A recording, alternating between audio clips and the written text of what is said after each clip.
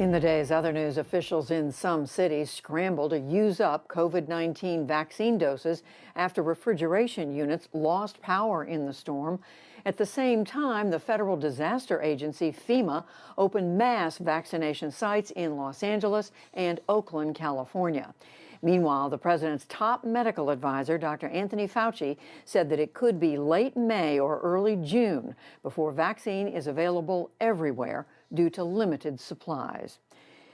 President Biden is on his first official trip outside Washington tonight since taking office, and he's pushing his pandemic relief bill. He headed out this afternoon for Milwaukee and a CNN town hall event with an invitation-only audience. He said Republicans will hurt the nation if they unite against his $1.9 trillion relief plan.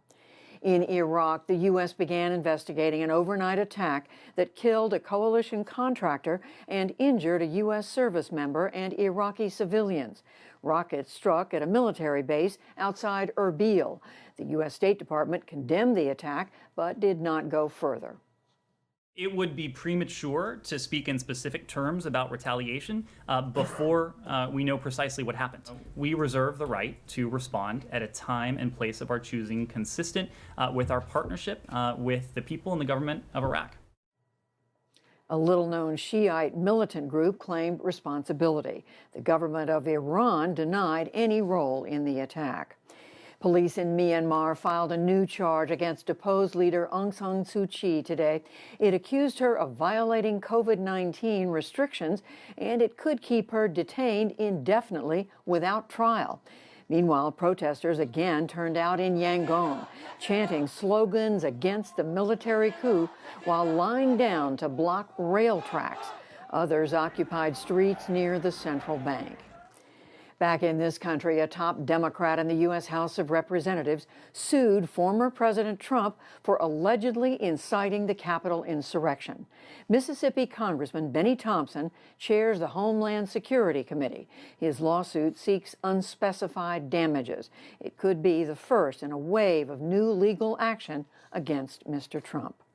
The former president attacked Senate Republican leader Mitch McConnell today as a, quote, political hack.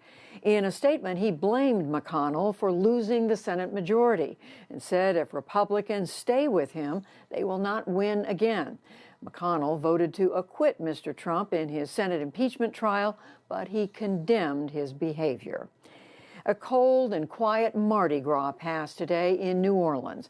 The pandemic and the weather canceled parades and kept Bourbon Street blocked off.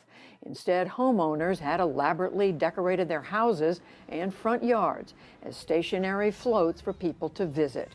They range from life-size gardens to dinosaur exhibits.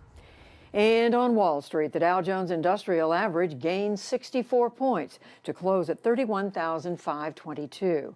But the Nasdaq fell 48 points and the S&P 500 slipped 2.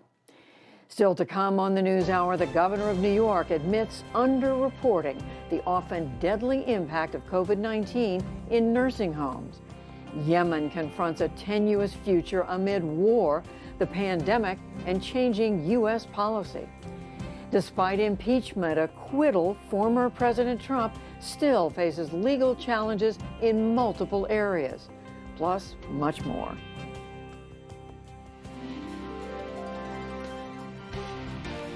This is the PBS NewsHour from WETA Studios in Washington and in the West from the Walter Cronkite School of Journalism at Arizona State University.